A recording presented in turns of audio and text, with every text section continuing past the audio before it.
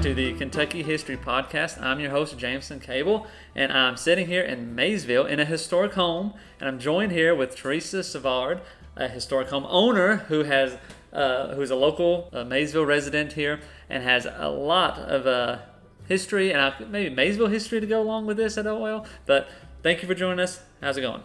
Going really well. Thank you so much for driving up here to Northern Kentucky to do this podcast. I appreciate it. It's no bother because I'm trying to get to all the Kentucky counties.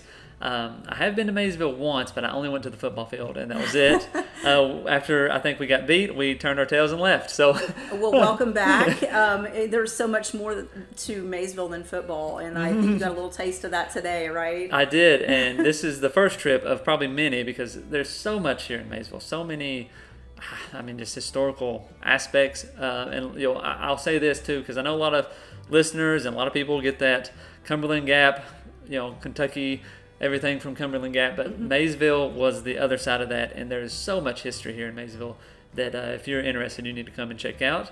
But real quick before we get started, tell us a little bit about your Kentucky connection and just about yourself. Okay, my family, meaning my parents, were Maysville residents and they were born and raised in Maysville, Kentucky.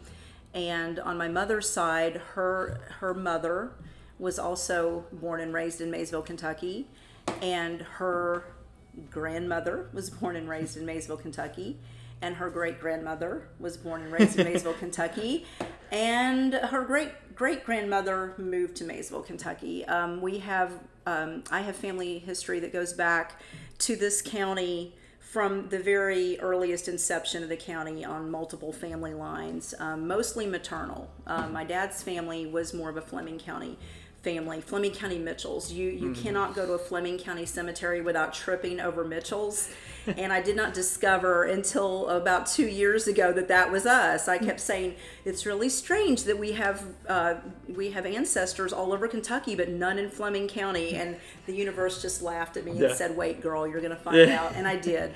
But my Maysville connection is definitely through my mom's side. Nichols, Moores, Kelly's, Collins, those are the main names, and we have the early tax records, 1800. With those names on them. So it's pretty cool.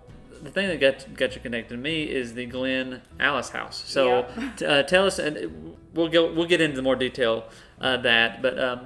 What is the Glen Alice House? And we'll talk more later, but just a brief thing. Okay. Glen Alice House is an octagonal shaped house that sits in a glade, basically, on a terraced hillside on the Fleming Road in Maysville, Kentucky.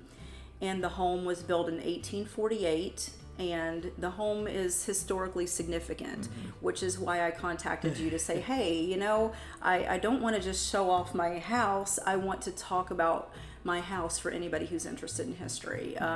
And we'll get into that in more detail. But that in a nutshell, Glen Alice is an octagon-shaped house built by John Porter Dobyns, who was a prominent Maysville businessman. And also of historical and architectural significance is that there are not very many octagon homes in Kentucky.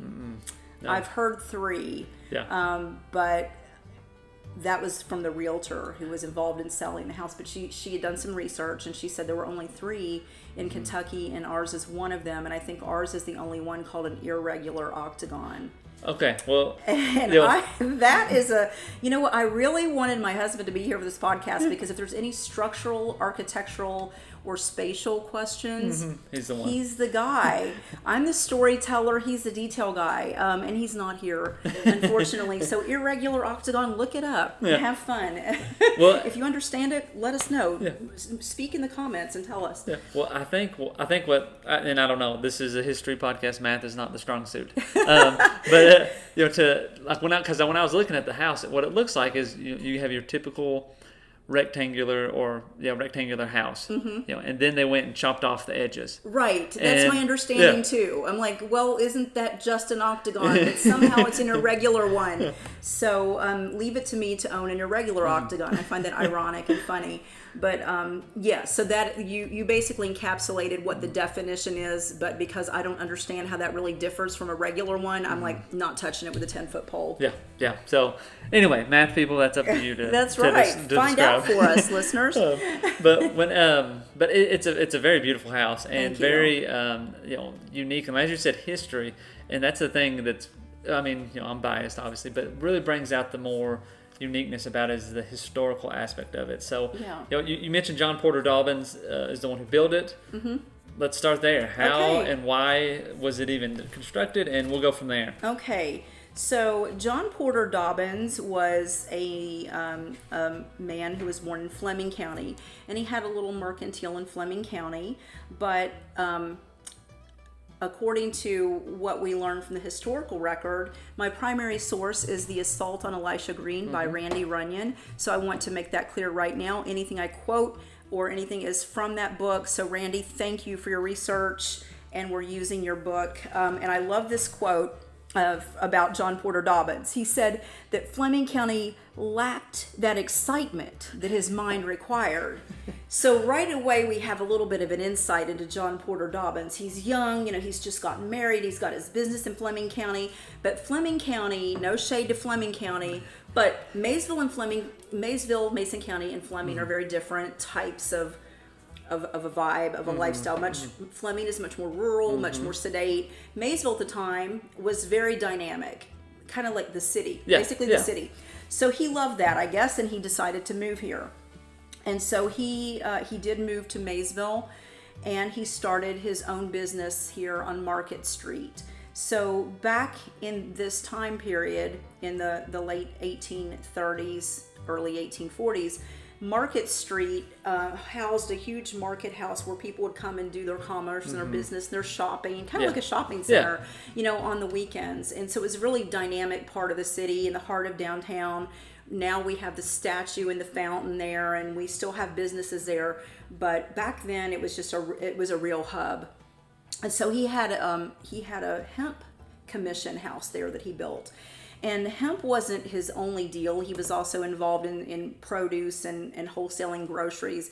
But very quickly, his hemp business became extremely prosperous, to the point where he singularly put Maysville on the map internationally as the biggest hemp market in the entire world.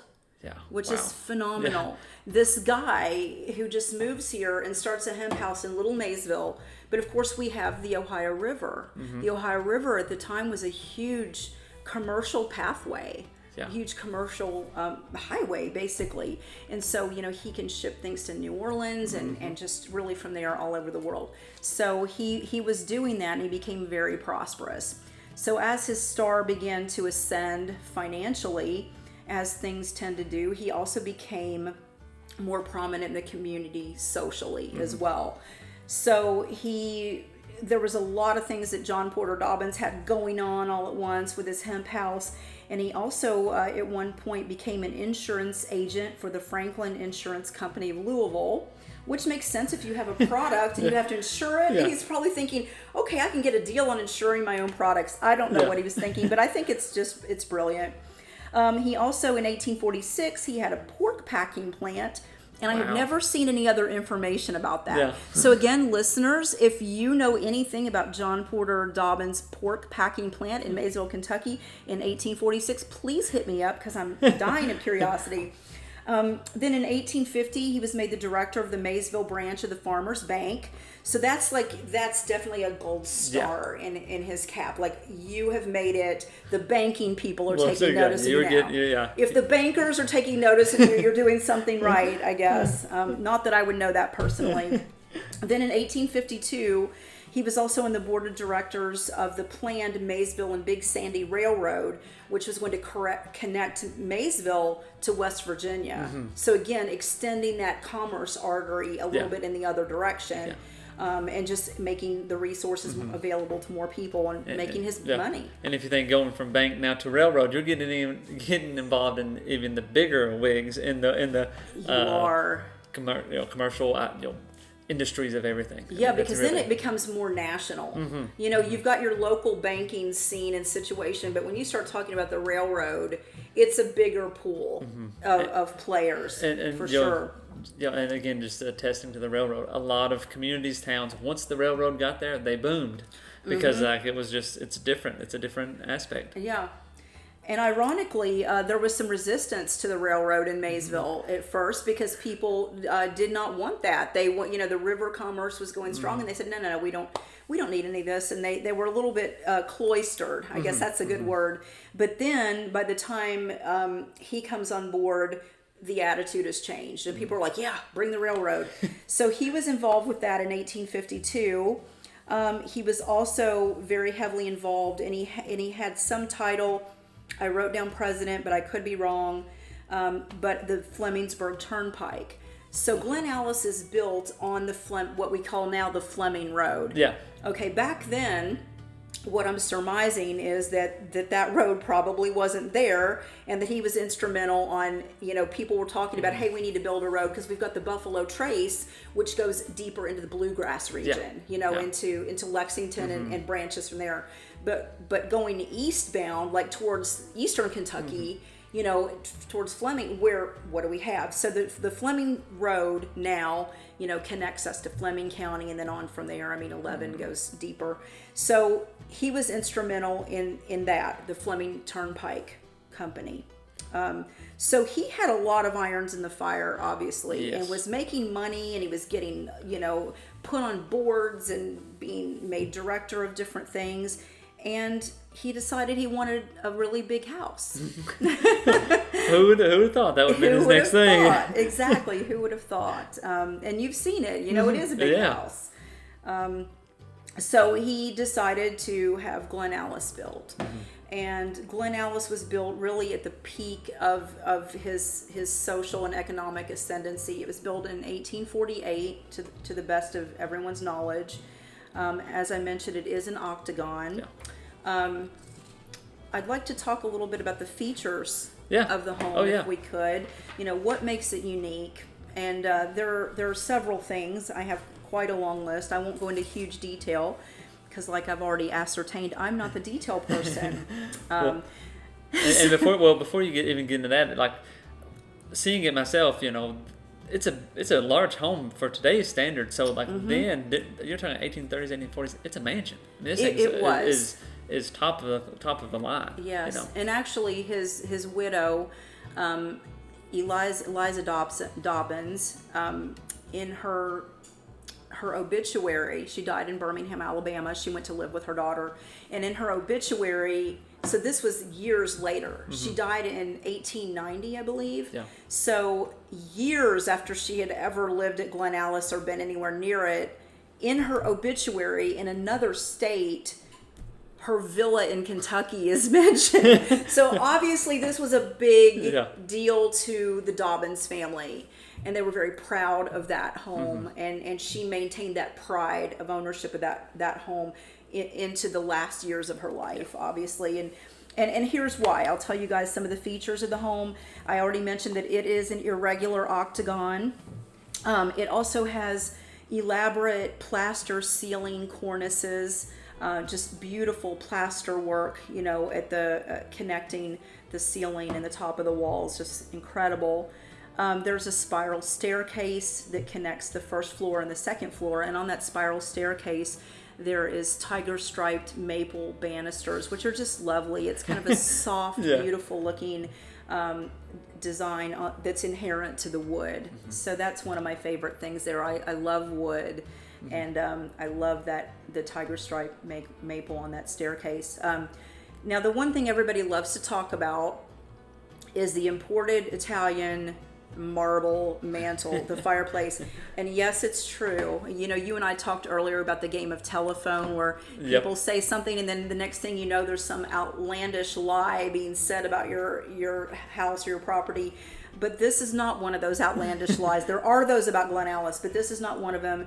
They do have 4 imported Italian marble fireplaces. There's a black one in this, what I call the small parlor, and a black one in the formal dining room. And then there are 2 white and marble gray ones in the, what I call the big parlor, which would have been the entertaining room. Clearly this was the room meant to just wow everyone. So there are 4 fireplaces with imported Italian marble. They also had imported sterling silver handmade hardware on every interior door. So that was another unique feature. They have there's cast iron grills upstairs with a maiden figure that a previous owner called Lady Liberty, because it's the figure of a woman etched in the metal, and she's holding her arms outstretched, and she kind of has her hands on, it looks like viney roots or something. It's just a very organic, kind of Victorian looking thing on the cast iron grill. There are also pocket doors in 2 of the rooms. Between the dining room and the small parlor, there's a set of pocket doors. And then between the master bedroom and the office, what we're using as an office, there are also a set of pocket doors. And just to be completely disclosing, they don't really slide very well. They probably need like a good cleaning on the track, because I've pulled on them really hard. I'm like, okay, I need to stop. But they are there and they're beautiful. There is a plaster medallion underneath the chandelier in the foyer. And the chandelier in the foyer, when you first walk in Glen Alice, you just can't miss it. It is a beautiful, elaborate chandelier with the 3 graces. From mythology. The 3 graces are on that chandelier, and they're just lovely. And I'm so grateful to have that, and I'm so grateful that the owners in the 1990s who renovated the property, the Gilkisons, took the time to send that away to Cincinnati to be saved and restored, because it was an oil lamp and it was completely black. It was gummed up. It was tarnished, is what I've been told, and it is now lovely and beautiful and restored. And so deep thanks to the Gilkisons for doing that. Unfortunately, there were other chandeliers apparently that are no longer in the home. Yeah. So the front, when you walk in, the front foyer one is still there, but the parlor chandelier is no longer there, nor are the dining room chandelier or the small parlor chandelier. There are lights there now, but they're not, and they're period appropriate, but they're not original.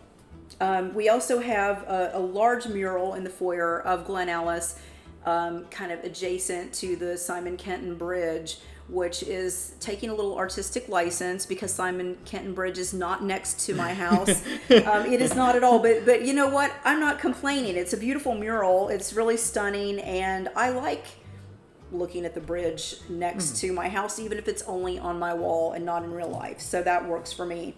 The furniture was also imported from New York. And today when we were in the museum and we were talking to C.J. Hunter, the director of the museum, and he was showing us the furniture that was made in the area, what was going through my mind is, why didn't Glen Alice furnish from a local? I was thinking, he was sending away for all this exotic stuff when we had so much going on in Maysville. So, I don't know why he did that. I do know that he definitely wanted his home to make a statement. Yeah. But when I was looking at that furniture in the museum, I was thinking, this is beautiful and it's local. So that's just my opinion. The other thing that is really important to note about Glen Alice, I think, again, to go back to what I said about the game of telephone, and when we were at Glen Alice earlier and I was talking to you, and I said, I have been asked some weird questions about my house. One of them is, do you have a swimming pool on your roof? The answer is no. No, I don't have a swimming pool on my roof. But if I did, y'all would be welcome to come and swim with me, I promise. But I don't. But what I do have is a water catchment system. So the rainwater is caught on the roof, and due to this angle of the slope, there are 4 drains that catch that water, and then it is routed through a series of cantilevered pipes in the attic, which back then would have come into a containment vessel in Glen Alice so that they would have had water in the home. Now, we're not talking running water like we have now, like flushing a toilet or turning on the tap. But for the time, it was astounding. Yeah. They didn't have to go out in the cold water and all that, to fetch water. It was in the house. And I do want to say something. I have to give a shout out to my dad, who is just as hillbilly as the day is long. You know, me and my husband were just geeking out over this water system and how great that was, and just thinking this is the best thing. I mean, this house is so unique. And my dad, who I got all the words in the family. I didn't leave any left for him, bless his heart. But he doesn't say much, but when he does, he just looks at me and he said, "It's just never a good idea to have water running into your roof." Dad, bless you. Very true. But to say that, the house has been standing for 200 years almost. So yeah, it's been standing since 1848. Yeah. So whatever they had going on, with a little help from the Gilkisons who renovated, it is still standing. So that is the story of some of the features of the home. And I do want to also talk about, you and I had discussed when I was telling you, when I bought the home, I'm not a renovator, and I just felt compelled to Glen Alice, and I wasn't really sure why. And over the course of the months that we've owned it, which is almost a year, it'll be a year, in July 8th, it'll be a year, I kind of thought of it this way. I think of the story of my house, that John Porter Dobyns built the house. It was his vision. Yeah. It was his vision and his ambition, and it was a testament to his life, and he's the one who brought it, he brought it to being with his vision. So he was the builder of Glen Alice, not the builder, but he was the designer. No, he wasn't the designer. That's a mistake. He wanted the house, and he commissioned it to be built. He was a visionary.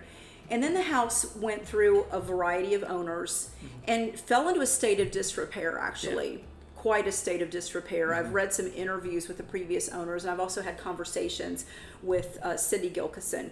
So by the 1990s, when Robert and Cindy Gilkison bought it, it was in bad shape. Those mantles were laying in the middle of the floor. The only source of water was cisterns outside. Yeah. There was damage. I mean, they went in. There was no kitchen floor. So Robert and Cindy Gilkison took this on as a labor of love, and God only knows what they spent on it, but bless their hearts. I mean, I'm sure it was everything. One thing I do know about an old house is it will take everything you have and ask for more and still be ungrateful because it wasn't enough. And so bless your hearts, Bob and Cindy Gilkison, because Glen Alice is still standing. So John Porter Dobyns was a visionary. Robert and Cindy Gilkison were the ones who saved the home and poured this labor of love into it to restore it beautifully. And I'm like, well, what am I going to do with it besides have it? And I feel like my job is to promote it and tell people about it. And maybe somebody will hear this or look it up and love it as much as I do. Yeah.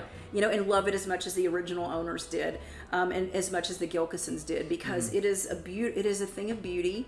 It is unique, it is iconic, and it is a part of Maysville history. That's very well said. How much of it is still original? I mean, obviously there's typical wear and tear you have to go through, but I mean, do you have a number, I guess, or you just the home? All the walls obviously are original. The ceilings, there was a lot of damage on that plaster work, so some of that has been redone. There was no floor in the kitchen. Well, in fact, if you're talking about original, the home didn't. The kitchen that we use now was not even part of the home. Original. That was actually the housing for enslaved people that lived at Glen Alice, that were enslaved by the Dobyns family. And that was also the kitchen area. So, and that was pretty common to have an outdoor summer kitchen where you didn't have to overheat your house. So the slaves at Glen Alice would have been doing the cooking and everything out in the area where they lived behind the house. And you can still see that stone foundation of that home. It was a 2-story brick 6-room house, from my understanding. So that doesn't sound like there were a lot of people enslaved there, but even one is too many. So, not a great part of its history for sure. but one that's true. Yeah. And that we can't really gloss over. It happened, and that's where, Elisha Green comes in, because he was one of those people. Yeah, and that, we had Randy Runyon on the podcast. I forget, about a year or so ago, and this is, like you said, his book that he wrote, and it's just so fascinating how these stories kind of connect, and it goes from one thing to the next, and you're like, oh man, this is just, I mean, it's you think about a Hollywood movie or whatever, and I mean that's what you kind of get sometimes when you start digging in these stories and all this kind of stuff. There's a lot of there's some, there is drama there, because these are human stories. Yeah. And humans have drama, and it was a dynamic time period too. There was a lot going on, but I would like to talk a little about Elisha Green.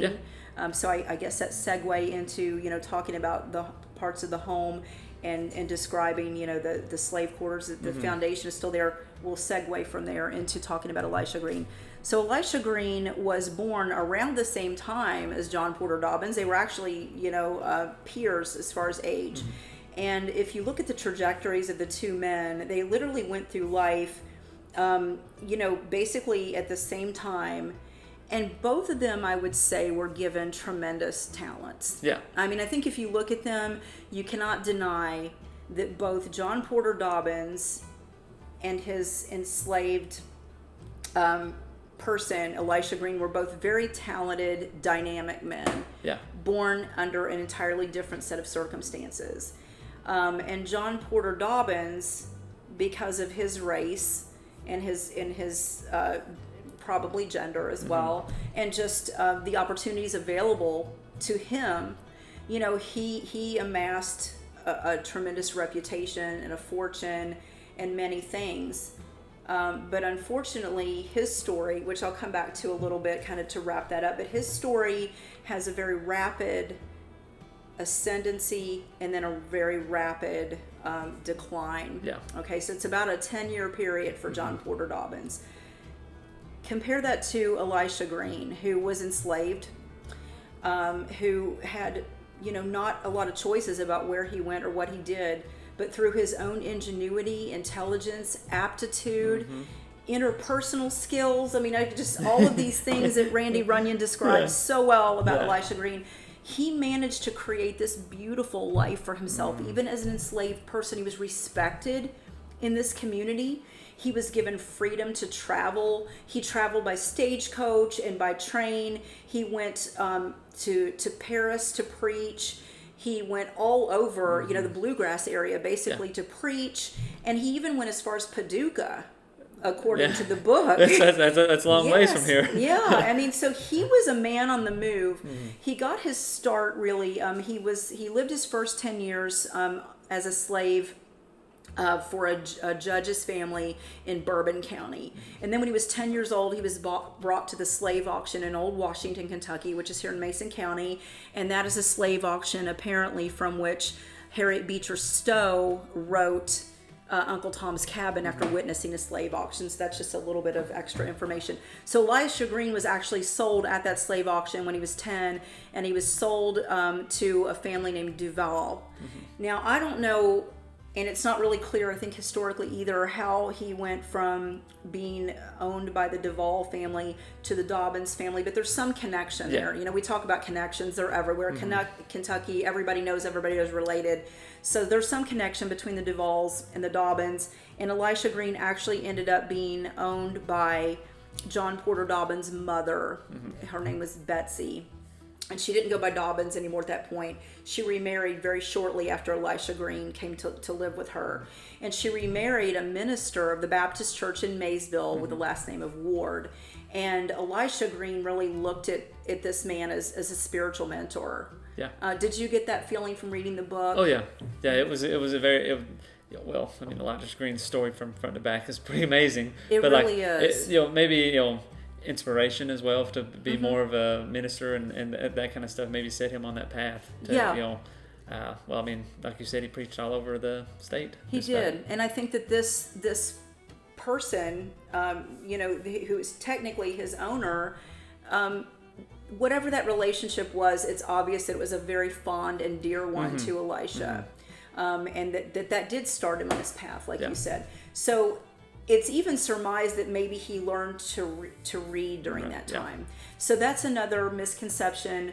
Not in Randy Runyon's book, but I've seen some newspaper articles and things that state that he was taught to read by the daughter of John Porter Dobyns, and that is not true. I'll get to what she did teach him. But he was able to read. He had already read the Bible through twice by the time, the story at Glen Alice comes to play for him.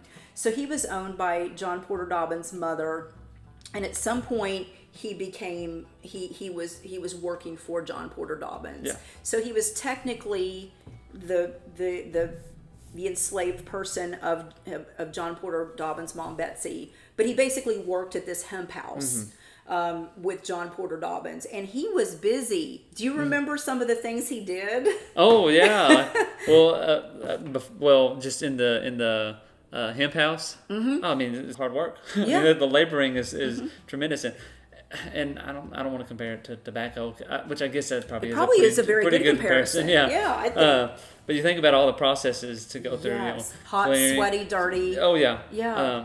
And now did they make anything out of the hemp there, or was it just? I think they just sent it off. I think they just processed it and sent it off. Okay. But he, in the book, it says that he learned to do math by weighing. Wow. Things in the hemp house. So he comes to he probably is taught to read, very possibly by Betsy Dobyns' husband. Yeah. The minister. Very, very possible. I did not know that it wasn't illegal to teach slaves to read. So again, from Randy Runyon's book, I had always thought it was terrible, like punishable by death. Now it was very much frowned on, but apparently in Kentucky at that time, it was not illegal to teach them to read. So that was something I thought, well, gosh, how did he just go around preaching and obviously reading? But it wasn't illegal, so that's good. He was safe in that regard. So he was taught to read. Then he learned to do math by measuring and weighing things at the hemp house. And he was always hustling to make money. Yeah. Elisha Green was very devout. He was starting churches. He was preaching at funerals. But he was also doing things like catching rats, and because he could make money on every rat he caught and killed. And there was a barrel of nails that fell into the Ohio River, and he washed them and got them all cleaned up for money. And he also took some of the grease from the hemp house processes, and he filtered it, and he sold it to like candle or soap makers for more money. And then when his duties were done at the end of the day at the hemp house, apparently John Porter Dobyns gave him the green light, go work for money. So he was a slave during the day doing all this stuff, but he had some side hustles going on. So I really like it. Like he was just busy. He was just on it. And I love that. He was very much, what I love about Elisha Green is that you can feel that he had a strong sense of who he was. And that even though he was technically owned by someone, he was his own man. And he was God's man. He knew who he was, and this was just a circumstance he was in. Not every enslaved person was able to do this, but this particular man was. And he's ours. He belongs to Maysville, and his story is part of our story. And I'm just so inspired by everything I hear about him. So he was making money and doing all of this.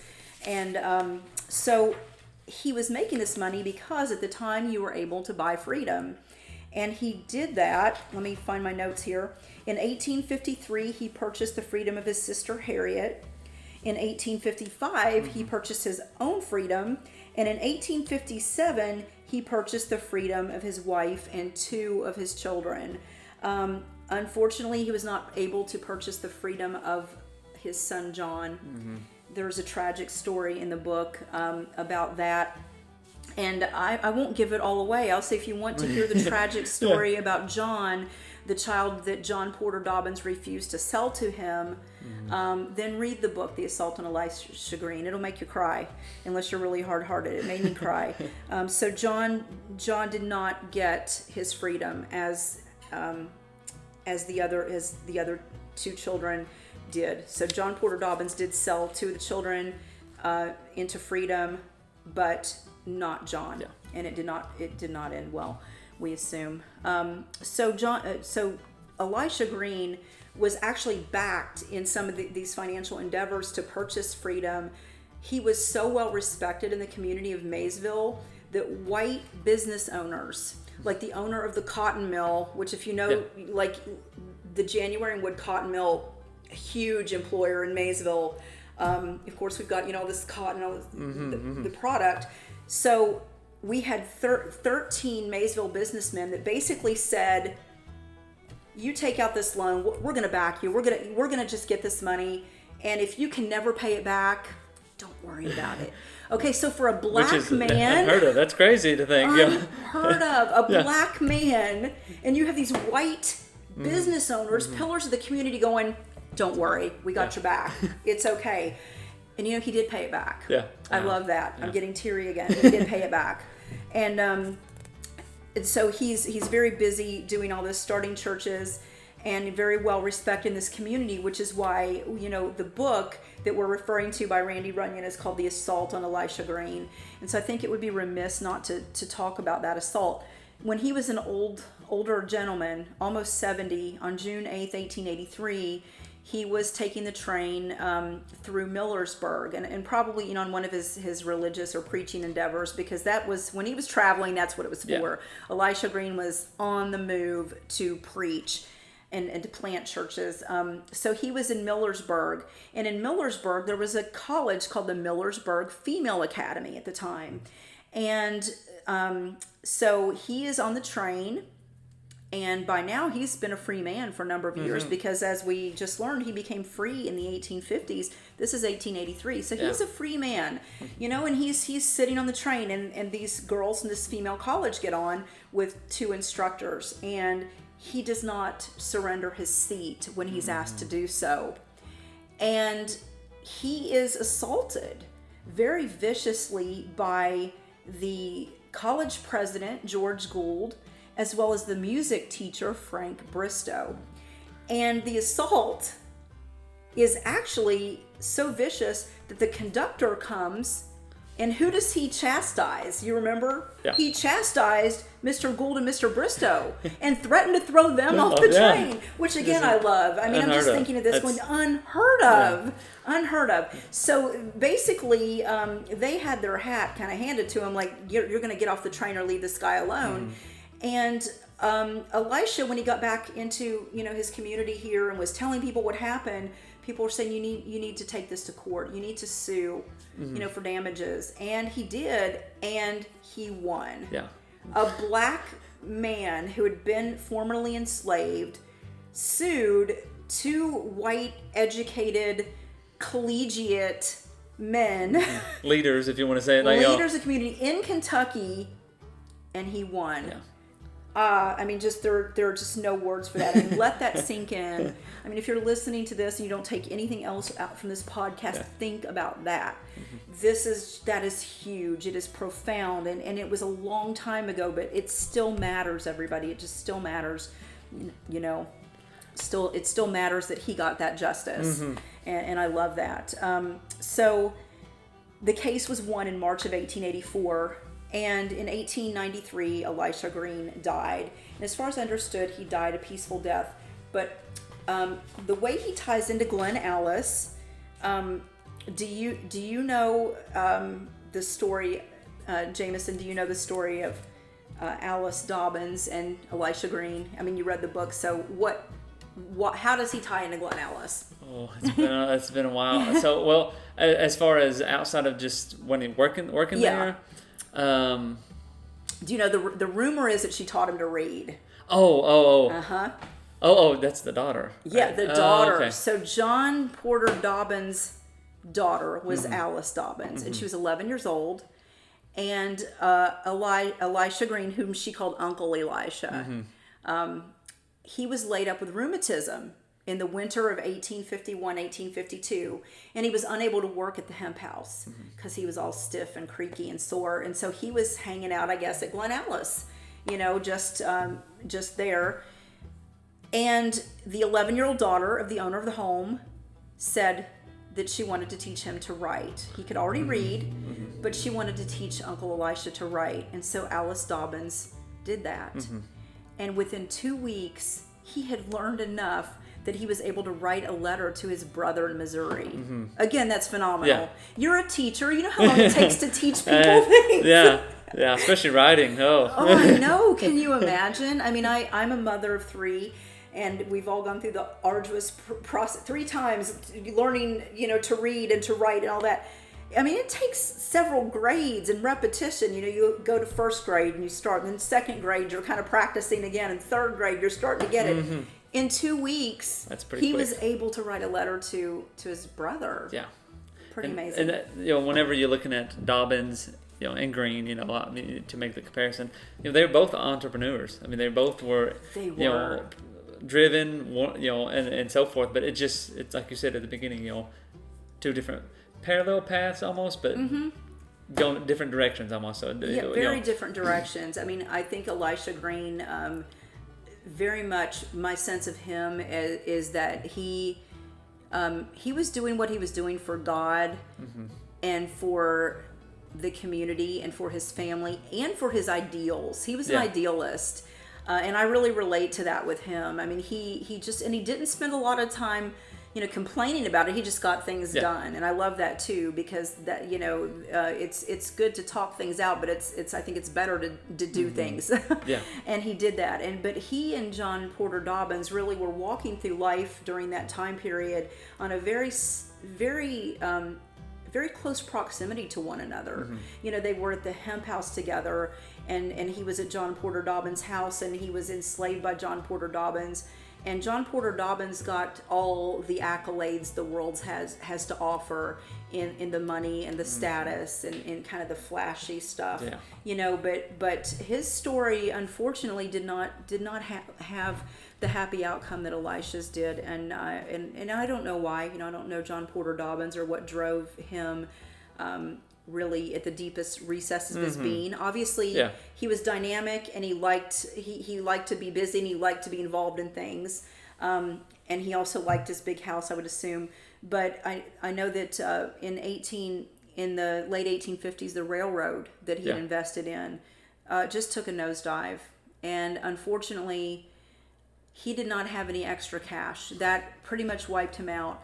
That was the beginning of the end of the story for John Porter Dobyns. So in 1848, he had been riding high. He had been really prominent in the community. But then when his railroad money is really becomes a huge obstacle to his prosperity, he actually packs up and he goes to Kansas City, and he's trying to kind of start over.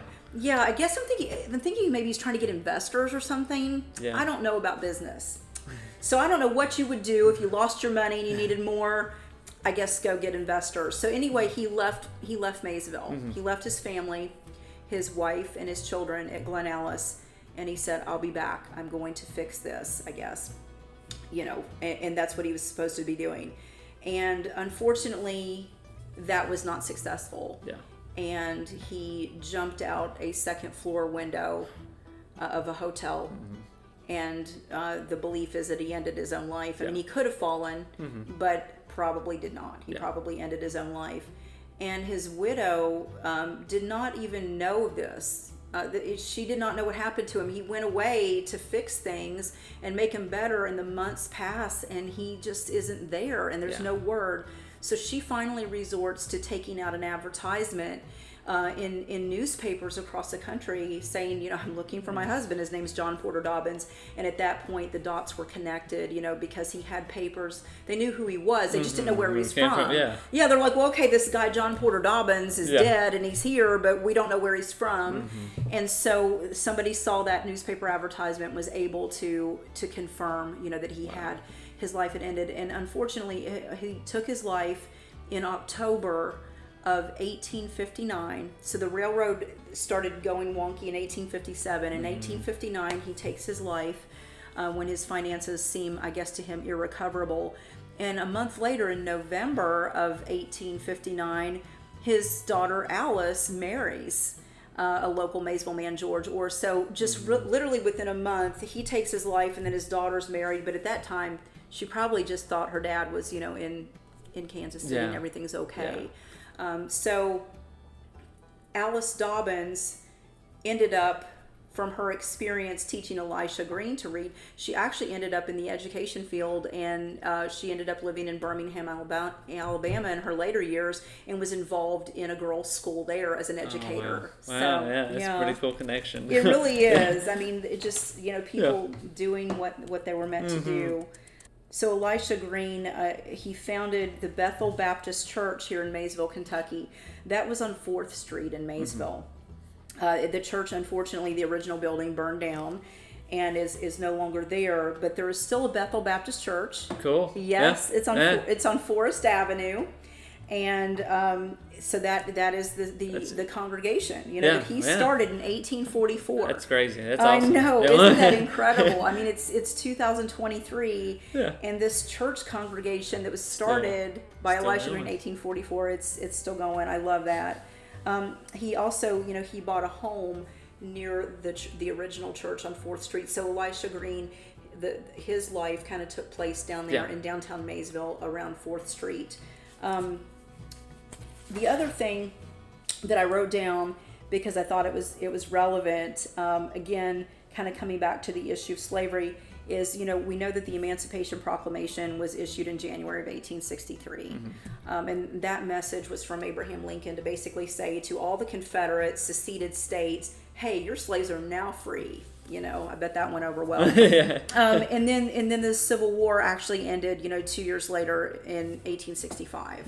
So there's the Emancipation Proclamation, which was pretty much ignored. But a lot of people are like, no, you're not telling us what to do. Remember, that's why we seceded. We're not listening to you. So they were like, whatever. But then in 1865, the Civil War actually ends. And at that point, it's on. History is being rewritten. The entire structure of the nation is being revisioned. And there's this whole population of people that have a new place, and the country is trying to figure that out. Well, here in Maysville, unfortunately, we have 3 people. These are children of Elisha Green: Amanda, Mariah, and Carolyn. And Amanda was owned by a man named John Reed. Mariah was owned by Eliza Dobyns, John Porter Dobyns' widow. And Carolyn was owned by Robert Andrews. And all 3 of these children, these are children that he was not able to purchase because they were different owners. And so he had purchased 2 of his kids, but these are some of those he did not. So there's Amanda, Mariah, and Carolyn. So the Emancipation Proclamation happens, nothing happens. The Civil War ends, still nothing happens. Their owners are like, oh no, you're not going anywhere. And they're like, okay, I'm pretty sure I'm free now. They're like, oh no, you're not. You can just imagine. So Elisha Green is instrumental in actually rescuing these 3 daughters of his from their enslaved situations after they were legally free. And he really kind of tangled with Eliza Dobyns, his former, mistress, basically, because his daughter Mariah was enslaved by her. Mariah, ran away to downtown Maysville because the Glen Alice house is on the Fleming Road. So it's a few miles out of downtown. So she flees and goes to, shows up at her dad's, and she's like, and Eliza Dobyns sends her son-in-law to fetch Mariah and say, get back here. And Elisha Green is like, absolutely not. But, it's just interesting to me how he was able to straddle both worlds, because he was able to have that communication with them. Yeah, and that's the and you think about that time period. I mean, people would be blamed for crimes just because, and they would go to jail instantly. There would be no trial and all that kind of stuff. Yet he was able to, in a way, navigate both worlds. He really did. He was able to communicate with these people during a difficult time in the country when people were saying, it's been this way my whole life. And have their respect. And still to be able to navigate that, but to stand his ground. He did it not by being a brown nose or kissing up to anyone. He stood his ground very firmly, but he managed somehow to just be able to communicate very strongly and authentically and he was instrumental. He got his daughters out. So I think it's really cool that he was able to buy 2 of his children, and then he was also able to help emancipate the 3 more of his children when they needed him. Yeah. So I just love that story. It's just a beautiful story of a father's ability to protect his children, even when he himself is vulnerable because of the color of his skin. Yeah. Any questions for me? No. You've got it covered. Thank you. I was really worried because, like I said, I'm not really a dates or a details person, and I have to read things over and over. And once something becomes a story in my mind, then I've got it. Yeah. But until then, it's just facts floating around, and I have to make a story and understand the story. And I'm so thankful to Randy Runyon because his book It's a great did book. that. It's awesome. It did that, and I recommend that to everyone. I just want to say, I really support people who write books that maybe a lot of people aren't going to read. In another life, I might have been one of those. But I'm too ADHD to actually finish writing a book.